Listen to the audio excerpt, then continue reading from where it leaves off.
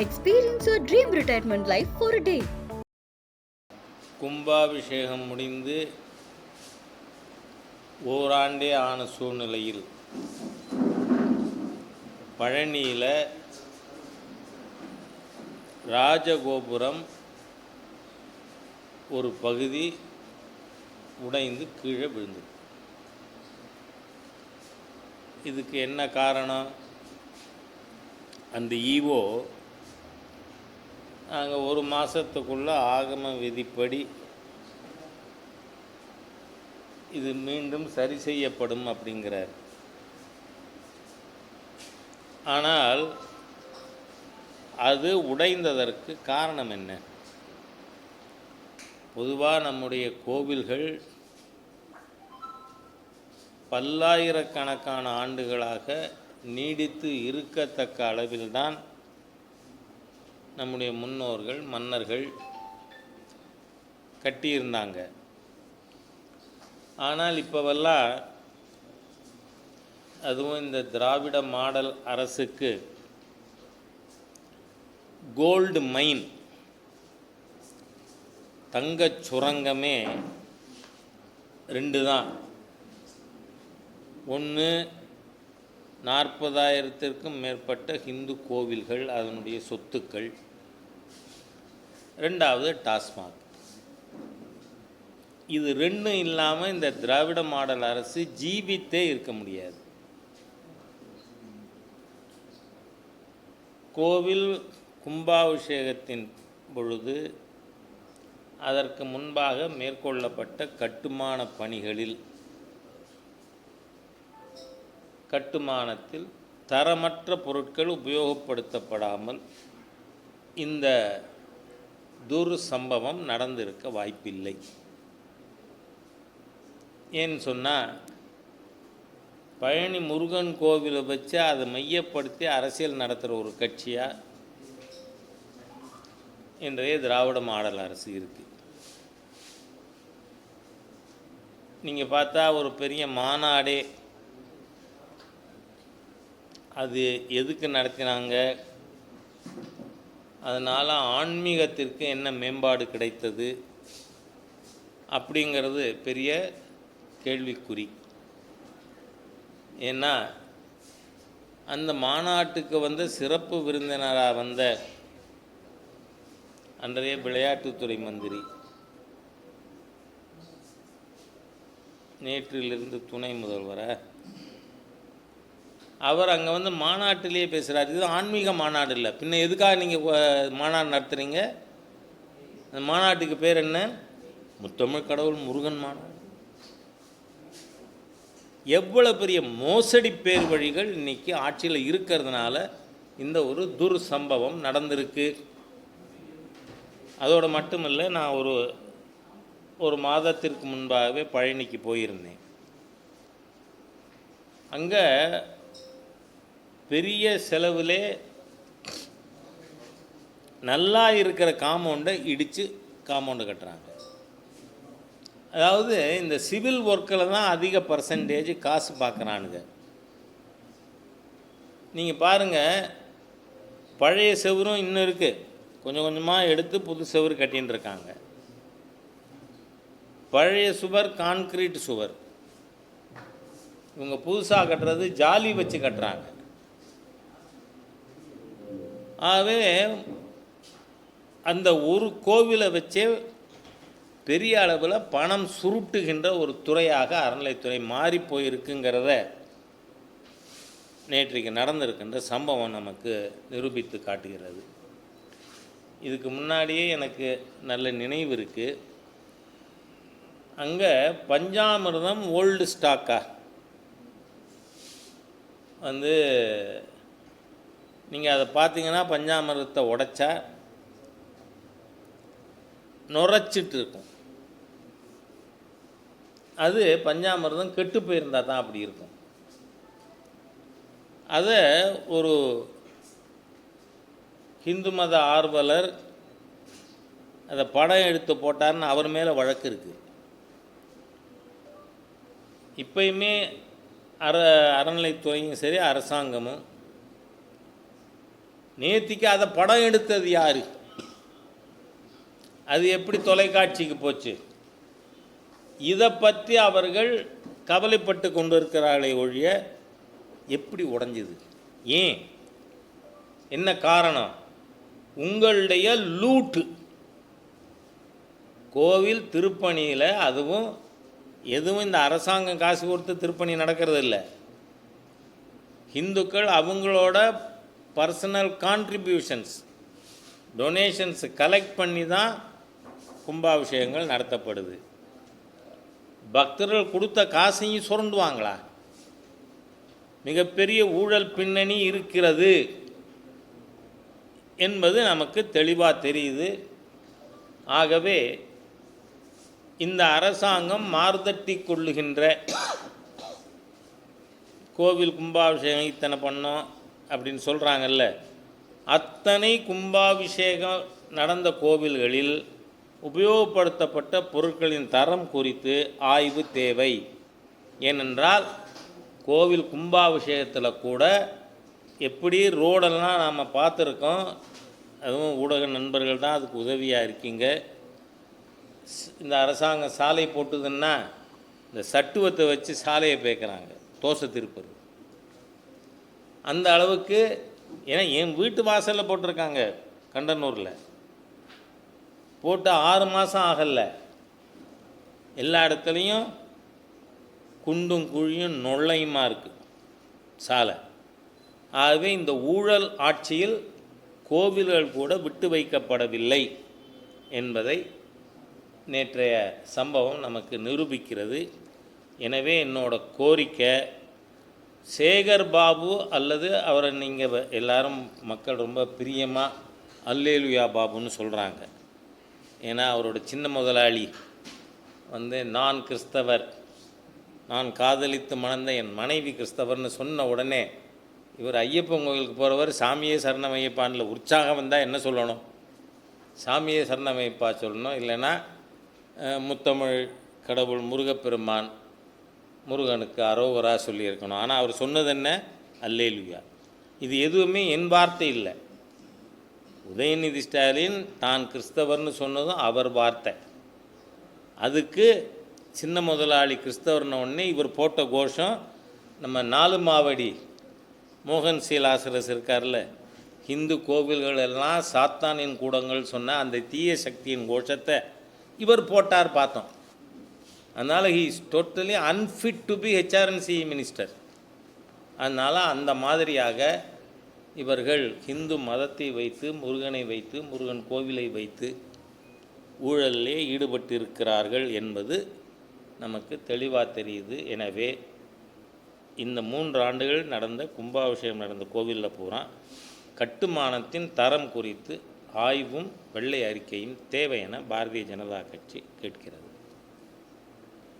as you all know, இந்த Dravidian stock அரசாங்கம் ஒரு ஆன்டி ஹிந்து கவர்மெண்ட்டு. ஏன்னா நேற்றைய தினம் நல்ல வலுவான குட்டு வாங்கியிருக்கு இந்த அரசாங்கம். நீதிமன்றத்தில் இவங்க லேம் எக்ஸ்கியூசஸ் நீதிமன்றமே சொல்லியிருக்கு, இந்த மாதிரி காரணங்கள்லாம் கொண்டு இனிமேல் வரப்படாதீங்கன்னு. முஸ்லீம் பிற மதத்தவர்கள் இருக்காங்க, குடியிருக்காங்க. அதோடு இல்லை, எனக்கு இன்னும் அதிர்ச்சியும் கூட, பிற அரசியல் சித்தாந்தம் உள்ளவர்கள் அலுவலகம் இருக்குது.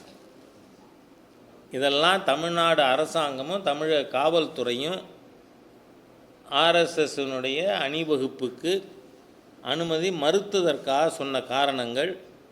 இதை நீதிமன்றம் எவ்வளோ சொன்னாலும் புத்தி வராதான்னு கேட்டிருக்காங்க. காரணம், சென்ற ஆண்டு இதே மாதிரியாக இந்த ஹிந்து விரோத தீய அரசு ஆர்எஸ்எஸ் ரூட் மார்ச்சுக்கு, பேரணிக்கு அனுமதி மறுத்தார்கள். அதுக்கப்புறம் சுப்ரீம் கோர்ட்டுக்கு போய் சுப்ரீம் கோர்ட்டு இனிமேலாம் நீ இங்கே வந்துட்டு இருக்கக்கூடாது, இன்னென்ன கண்டிஷன்ஸோட அனுமதி கொடுக்கணும்னு. ஆனால் அப்படி இந்த ஆண்டு கொடுக்கல. காரணம் என்ன? இவர்கள் தீயவர்கள். நல்ல கேள்வி நீதிமன்றம் கேட்டுக்கொள்ளபடி நீதிமன்றத்திற்கு நாம் நன்றி செலுத்த வேண்டும்.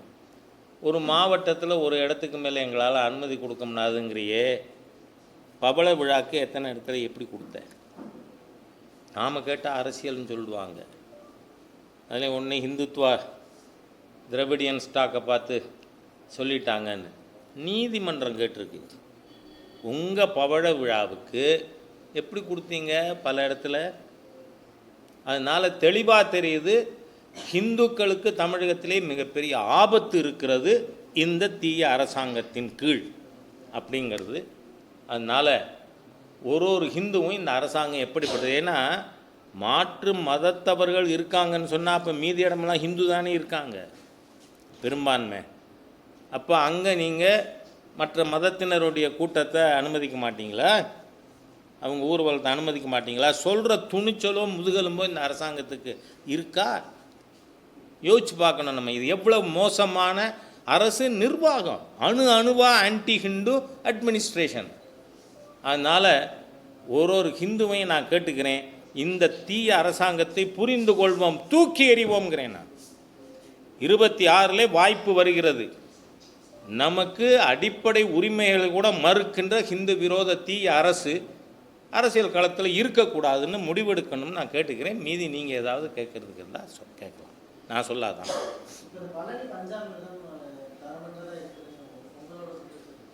இல்லை ஏற்கனவே அது பிடிபட்டுது. நான் நடந்த சம்பவத்தை தான் சொல்லியிருக்கேன். ஏன்னா அவங்க என்ன சொன்னாங்க, ஓல்டு ஸ்டாக் உள்ளே இல்லைனாங்க.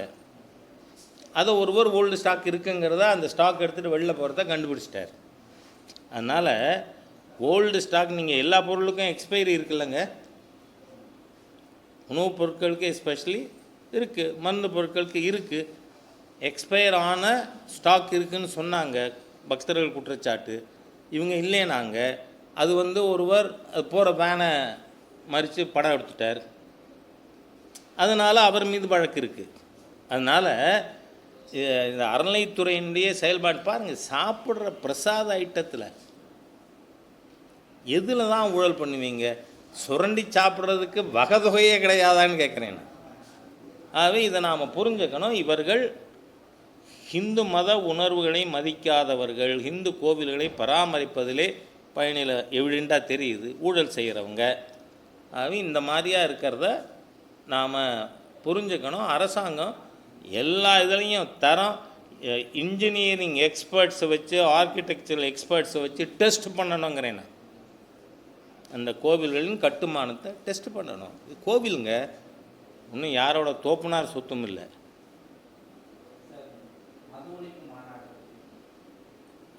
மது பிரியர்கள் மாநாடா, மது ஒழிப்பு மாநாடா?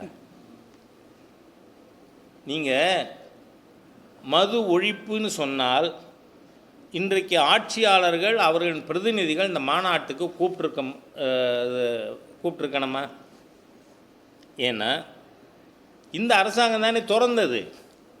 இது மாற்றுறதுக்காக மத்திய அரசாங்கத்தை குறை சொல்கிறதுக்கு ஒன்றும் இல்லை. அதனால் நீங்கள் தேசிய அளவில் மது கொள்கை அதை கேட்டுட்டா பீகாரில் கொண்டு வந்தாங்க. நிதிஷ்குமார் ஆம்பளையாக செயல்பட்டாரா இல்லையா? ஆண்மையோடு செயல்பட்ட அரசாங்கம் அது. அவர்கள் பீகாரில் இனிமேல் மது இல்லை, it will be dry state பண்ணாங்கல்ல. நீங்கள் பண்ண வேண்டியதானே? நான் கேட்குறேன், துறக்கிறது நீனு, மூடுறதுக்கு நானா? யோசிச்சு பாருங்கள், எந்த விதத்தில் நியாயம்? திறந்தவர்கிட்ட தானே சாவி இருக்குது, மூடுங்கிறேன். இந்த விஷயத்தில் என்னுடைய நண்பர் சீமானோட கேள்வி நல்ல கேள்வி. மற்றதெல்லாம் அப்புறம் பேசுவான், திறந்த நீனு மூடு அப்படின்னு. அதனால் இந்த அரசாங்கம் நாங்கள் 500 டாஸ்மாக் ஷாப்ஸ் மூடணும்னு சொன்னாங்க. 1000 கிளப்புக்கு அனுமதி கொடுத்துருக்காங்க. ஒரு கிளப்புக்கும் மெம்பர்ஷிப்பு 150 தான் சீலிங்கு. ஆனால் அந்த மாதிரி இல்லை. லட்சக்கணக்கான ரூபாய்க்கு ஒரு டாஸ்மாக் கடையில் ஆகின்ற சேல்ஸை விட கிளப்பு மூலம் நடக்கிற சேல்ஸு கூட. சரி, 65 பேருக்கு மேலே இறந்து போயிருக்கிறார்கள் விஷச்சாராயத்தில் கள்ளக்குறிச்சியில். அந்த சம்பவம் நடந்து ஒரு நாளும் பிணங்கள் வெளியே வந்து கொண்டு இருக்கும் பொழுது நம்ம சாராயத்துறை அமைச்சர் என்ன அறிவித்தார்? சென்ற ஆண்டை விட இந்த ஆண்டு 1700 கோடி ரூபாய் டாஸ்மாக் ரெவென்யூ அதிகம் கிடச்சிருக்குன்னு. வெட்கமே இருக்காதா இவங்களுக்கு? அந்த கூட்டணி மொத்தமுமே அப்படியா? எதுக்காக இந்த மாநாடு? யாரை ஏமாற்ற? மகாத்மா காந்தியின் பெயரை கலங்கப்படுத்துறதுக்கு ஒரு மாநாடு உண்டுன்னா அது இதுதான். ஏன்னா there should be total prohibition. Prohibition யாரோட சப்ஜெக்டு? கான்ஸ்டியூஷனில் இவர் லா படிச்சிருக்காரா? தொல் திருமாவளவன் தெரியலை. அப்போ கிளாஸில் பாடம் எடுக்கிறது தூங்கிட்டாரா? It is in state list. அதனால் மக்களை திசை திருப்ப மத்திய அரசாங்கத்துக்கு எதிராக மடைமாற்றுவதற்காக இது ஒரு கூட்டு சதி. ஏன்னா ரூமுக்குள்ளே போகும்பொழுது சுருத்தையாக போனார், அப்போ வெளியில் வரத்த பூனைக்குட்டி. அதனால் உள்ள பேரமா மிரட்டலா? என்ன நடந்தது? ஏன் மாற்றம்? சரி, அவர் அதிமுக உட்பட எல்லா எதிர்கட்சியும் கூப்பிட்றேன்னு சொன்னார்ல. அப்புறம் இப்போ என்ன சொன்னார்? நாங்கள் அறைகூவல் விடுறோம், இஷ்டம்னா வா. அப்படிங்கப்பா, எவ்வளோ பெரிய லீடர் சார். பட்டியல் சமுதாயத்துக்கு கூட திருமாவளவன் ஒரு லீடர் இல்லை. எங்களை பட்டியல் வெளியேற்றம் செய்ய வேண்டும் என்று கேட்கின்ற தேவேந்திர வேளாளர் பெருமக்கள் திருமாவளவன் தலைமை ஏற்கிறார்களா? சரி, பட்டியல் சமுதாய மக்களுக்கு இருக்கின்ற ஒதுக்கீட்டில் இதுவரை தங்களால் முன்னேற முடியவில்லை என்கின்ற காரணத்தால் அருந்ததியர் சமுதாய மக்கள் உள்ஒதுக்கீடு கேட்டாங்க. அதை பார்த்து அதில் இருந்த நியாயம் தெரிந்து திரு மு கருணாநிதி அவர்கள் முதலமைச்சராக இருக்கும் பொழுது உள்ஒதுக்கீடு கொடுத்தார். அதை எதிர்த்து வெறுப்பு பிரச்சாரம் பண்ணுறாரே, அதை ஏற்றுக்கிறதுக்கு மனசு இல்லையே. அப்படி இருக்கிறத இவரும் பட்டியல் சமுதாயத்துக்கான லீடர் இல்லை. அப்படி இருக்கிறத இங்கே என்ன பெரிய ஸ்டேச்சர் இருக்குன்னு நான் அறைகோல் விடுவேன், வந்தால் வந்து வழி வரிசையிலே நில்லுங்கள். என்னம்மா, யாரை ஏமாத்துறதுக்கு? அதனால் இது மொத்தத்தில் மக்களை ஏமாற்ற, திசை திருப்ப, மத்திய அரசாங்கத்தை எந்தவித காரணமும் இல்லாமல் குற்றம் சொல்வதற்காக நடத்தப்படுகின்ற அதிகபட்சம் என்ன சொல்லலாம், அவங்க கூட்டணி கட்சிகள் மாநாடு.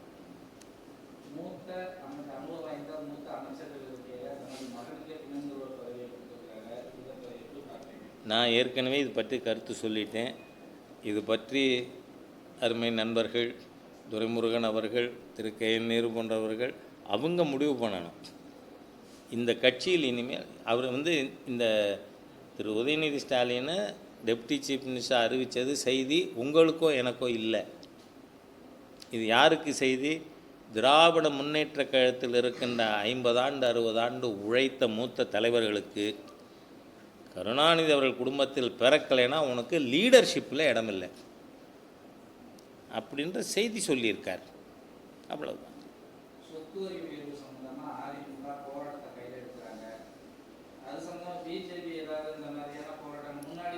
சரி, நீங்கள் இது என்ன காலகட்டம்னு புரிஞ்சுக்கணும். அகில இந்திய அளவில் எங்கேயுமே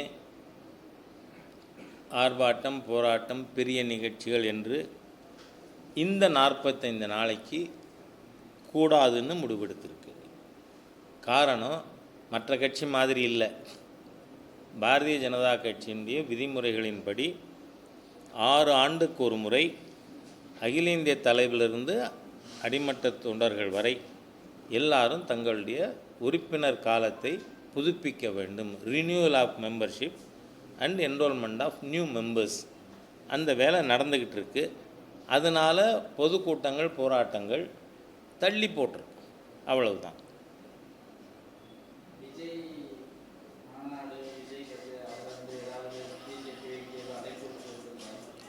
அது எதுக்கு விடணும்? அதான் அவர் கட்சி ஆரம்பிக்கிறார் என்ன அதில் இது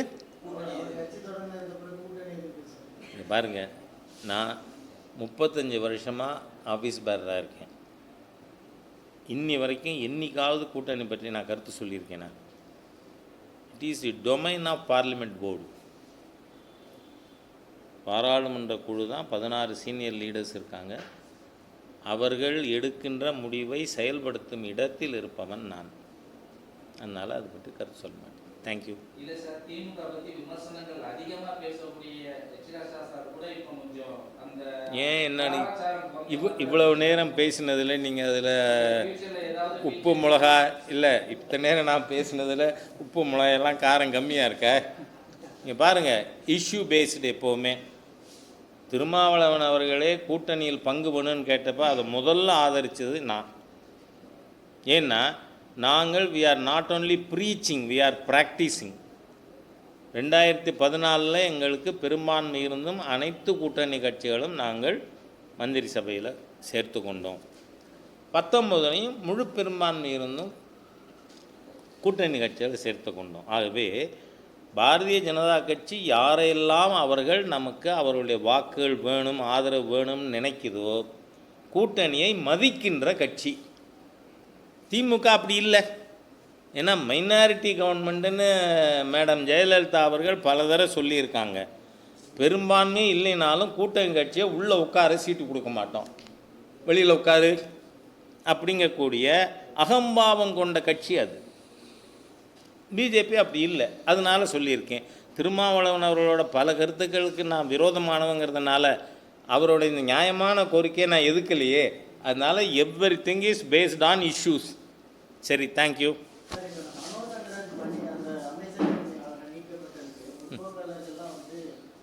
யார் இந்த முற்போக்குவாதின்னா வாந்தி எடுக்கிறவர், பிற்போக்குவாதினா பேதி போகிறவர். யார் முற்போக்கு, யார் பிற்போக்கு, அதை முதல் சொல்லுங்கள்.